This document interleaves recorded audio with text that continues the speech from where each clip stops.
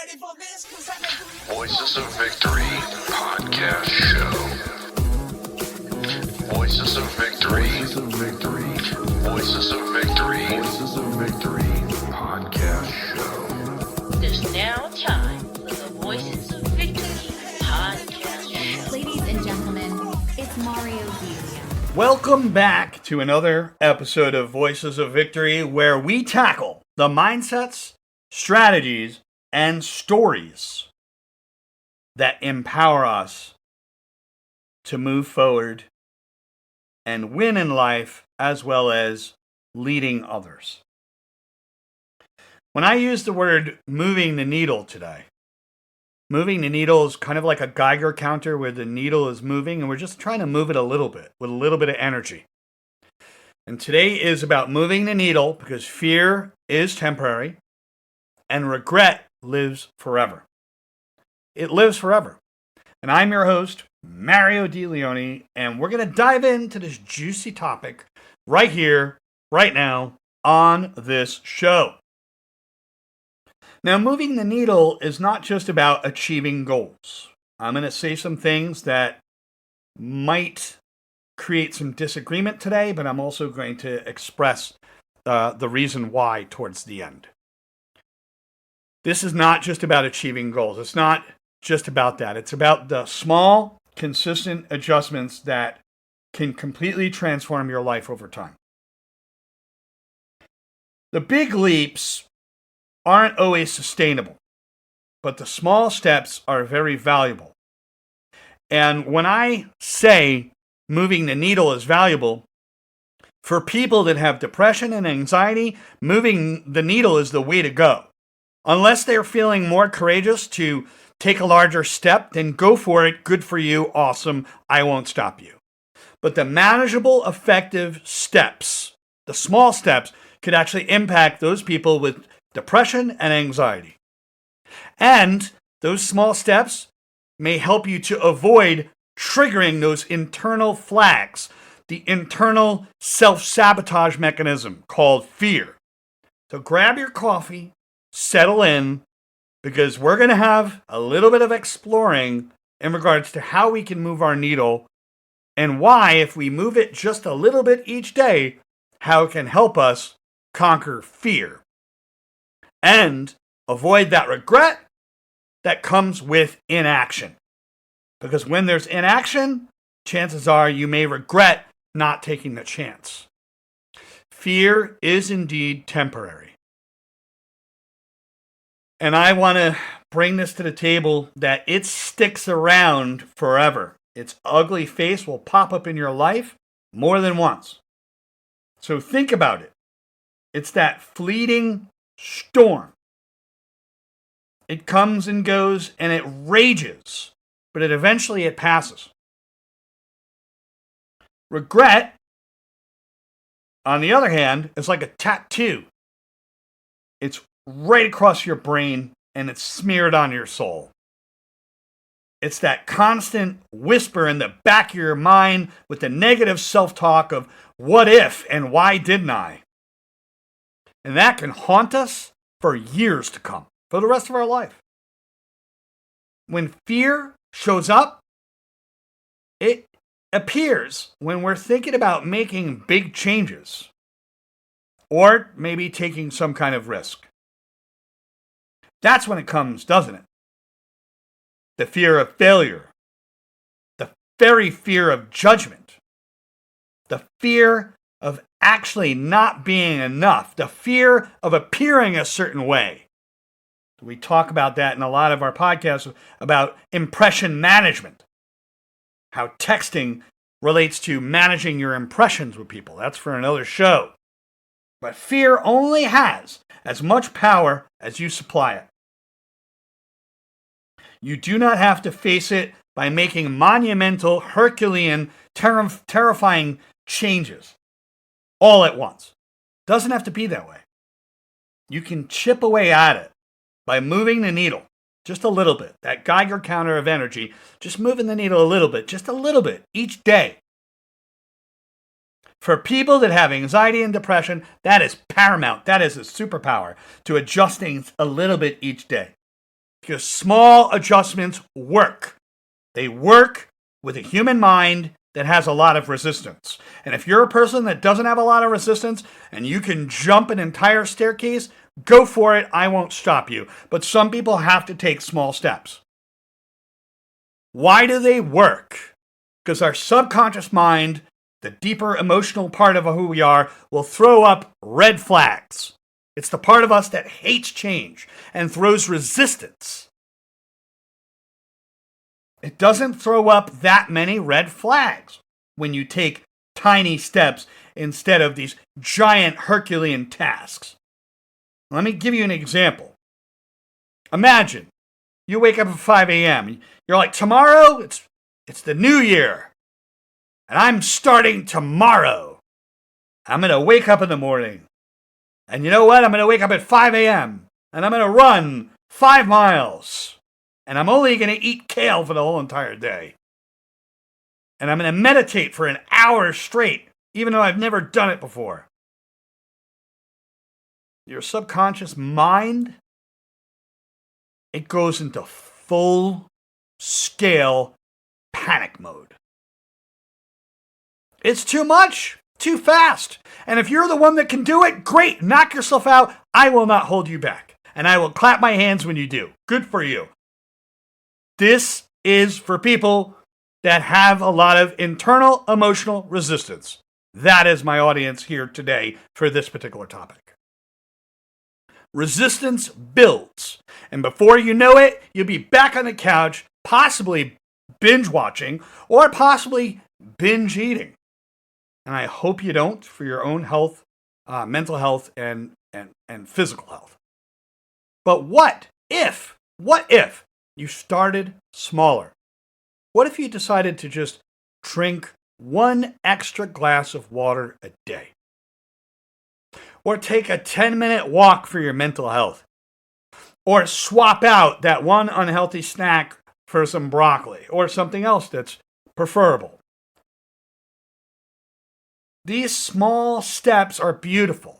They don't set off internal alarms and flags. They're achievable. They're conceivable. They're manageable. And over time, the beauty of them is they actually compound into massive overhauls and change. That's the magic. That's the magic, ladies and gentlemen, of moving the needle. Now, when we have to face our fear, we may have to face our fear in tiny adjustments. That's why dip your toe therapy was invented. Someone came up with the idea of dip your toe. And if you're afraid to fly, don't imagine the flight. Imagine packing your bag or driving around the airport 10 times. It's dip your toe. You start small.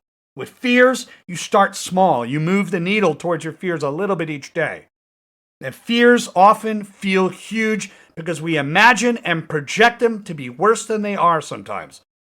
And it's an entire journey that's ahead of us, instead of focusing on that next small step, baby stepping. And that's the truth bomb, folks. You don't have to see the entire staircase. And again, if you're the person that can jump it, good for you. Awesome. I applaud you. Thank you. I recognize you. But for those, they need to just take the first step. It is fear that is keeping you from chasing your dreams, or maybe having a little bit of adjustment in your life. Ask yourself, what's the smallest step that you can take in a given day? You want to write a book? Start with 1 page. Because each day of your life is a page in the book called life. Your life is like a book, and every day is a single page that you write in, and you get to choose what you do with it. So 1 push-up, for some people, like, oh, that's nothing. That doesn't mean that's not going to do anything. To hell, it's not. It's got a lot to do with consistency. Leadership skills, read 1 page of a leadership book. Whatever the case may be. It doesn't have to be my book. It can be any book. Doesn't matter.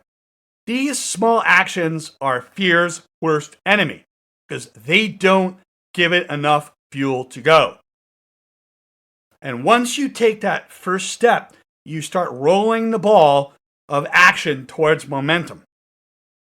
And you know what happens? It builds courage. Because in between thought and execution of something is courage. You could have a lot of thoughts and be the overthinker, and you have a goal you want to reach, but it's going to be courage that gets you there. It's going to be that energy in between. So, regret is that voice that you don't want to hear later in life, 10 years down the road. Regret is what happens when you let fear win too often. It is what you feel when you look in the mirror and you look back and you realize that you didn't even try. You didn't even make a small effort. And that could come from just not believing in yourself. If you can't believe in yourself, at least try to believe in your efforts and start working on who you are. You first have to like yourself, then you have to respect yourself, then you got to love yourself. It goes in those 3 phases. That's going to be in my next book, 3 Phases to Self-Love. So when you fast forward into the future and you're 80 years old and you're looking back, you can say, you know what? I'm really kind of happy that I made those small adjustments. You know, I don't have regret about it. I made some efforts. And you know what? I felt good. You feel accomplished when you make those efforts.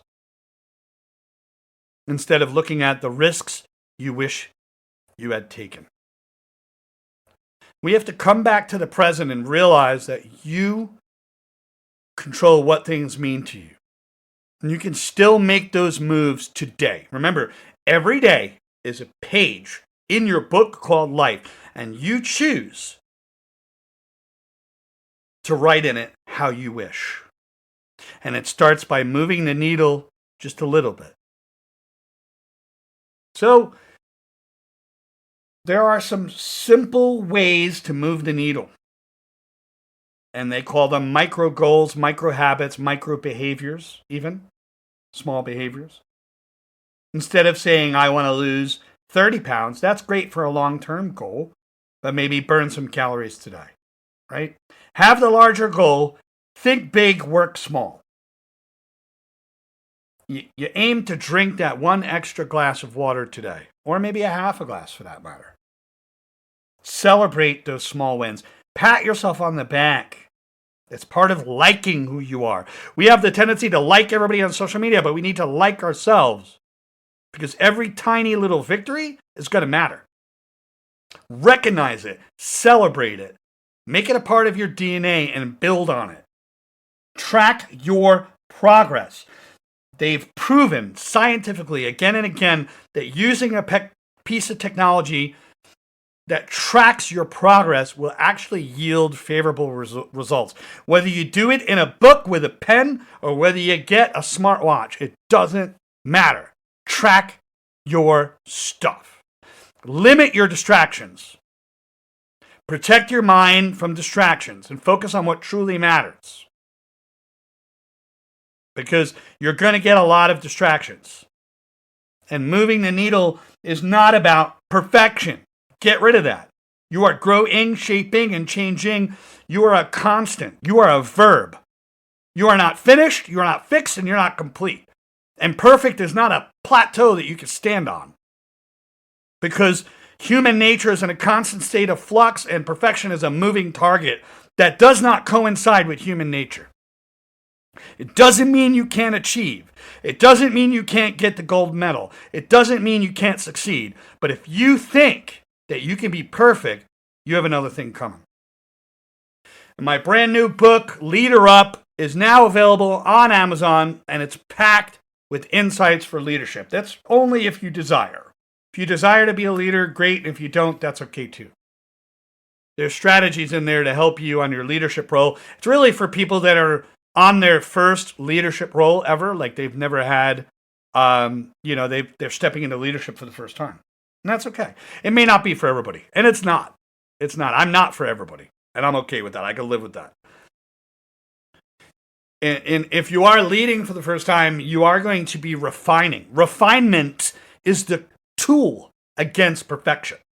the constant and never-ending refinement of who you are. But you have to come to a point of contentness, being content with who you are on the inside, being content with your self-worth, your self-esteem.